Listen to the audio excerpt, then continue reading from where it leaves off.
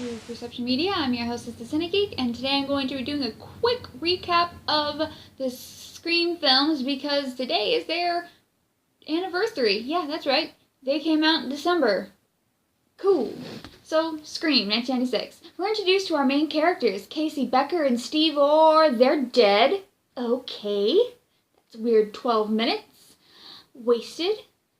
So we're introduced to our main character, high school student Sydney Prescott. Last year, her mother was murdered by a pair of pants. Her best friend is Tatum, her boyfriend is Billy, and their best friends was Shaggy and Randy. There's also a reporter in town to journalize on the murders of Casey and Stu, Gail Weathers, and she knows Sydney because she wrote a book on her mother's murder, and they have beef. There's investigating the murders is Tatum's brother, Deputy Bonnie Fife. Okay, his name's Dewey. So Billy comes through Sydney's window for some sexy time, but is rejected. Later, Sydney gets a call from the killer and is nearly murdered. But Deputy Dewey shows up and arrests Billy, but they let him go because of 1996 cell phone stuff that I don't understand, and they suspect that Sydney's father is the killer. After school, Principal Fonz gets killed, but don't worry, it wasn't by Janitor Craven. And then Shaggy throws a 42-minute third act. So Tatum is killed by a doggy door. Gail and Dewey are so hot for each other. Man. And Billy shows up and finally gets it on with Sid. And then he dies because the rules are real. They're real. Sydney flees for help down the stairs and out the door and into the camera guy who is also then killed. Then she runs back into the house and hey, guess what? Billy's alive! And Billy shot Randy. And he's quoting Psycho, and he's the killer. Okay. The rules are a joke. Okay. But wait, there's more. There's more than one killer, that is. Shaggy's also the killer with Billy. Yeah, that's right. We have a murdering duo on our hands. And it turns out, they haven't just been killing now. Oh, no. They started this killing spree last year with Sydney's mother, and they're planning on pinning all of these murders on Sydney's father. For high school students, they are oddly good planners. Okay, so they start stabbing each other to make it look like they were in mortal peril, and then Gail rises from the dead to come and thwart their evil efforts, and Sydney ends up killing Stu via TV, and Billy via bullets. Yay! Dewey lived, Randy lived, Sid lived, and Gail lived. Instead of a survivor girl, we have a survivor quadruplets? Quadruped? Four people. Next movie. Scream 2. We're introduced to our new main characters who are watching Stab, a movie based on the events of the previous film, or never mind, they're dead too. Okay, I'm starting to see a pattern. Back to Sydney, who's in college now. We meet her roommate Hallie, her frat of a boyfriend Derek, their friend Mickey, and Randy's back too, and he's in film school with Mickey, Buffy, and Pacey. Dewey comes back with a limp to detective the new murders, as does Gail to report on them and be harassed by a tactless local reporter, Aunt Jackie. And damn, did her books sure screw up the relationship between her and Dewey. Conweary is there too to gain fame via other people's misfortune. Randy gives us the secret rules and then dies.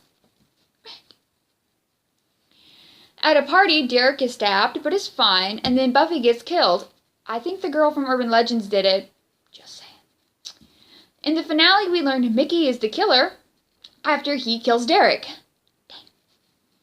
And he is, of course, not alone, because in these movies, there's always two killers, the other one being Mrs. Voorhees. I mean Aunt Jackie, who turns out is Billy's mother.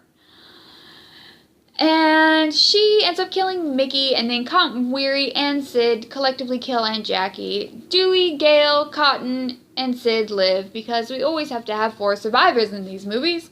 If the first film told us that movies don't make the killer, movies make the killer more creative, this film actually does argue, in fact, that movies do make killers. So I wonder, what theme will the next film have beyond fame, violence, revenge? Scream 3. Let's go. Scream 3. We open with Cotton, and Cotton is killed. Oh no, the pattern's been broken.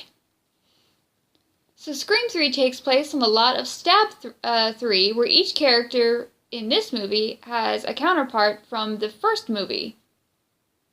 What? Already confused. From beyond the grave, Randy returns to give trilogy rules. Gale and Dewey are back as well, although not together. Gale is there working with Patrick Dempsey to solve the murders, while Dewey is working on Stab 3, which is directed by Roman under John Milton. Okay, elephant in the room. John Milton is a character who is a producer, and it turns out he used to throw parties, and Maureen, Sydney's mother, attended these parties where she was raped.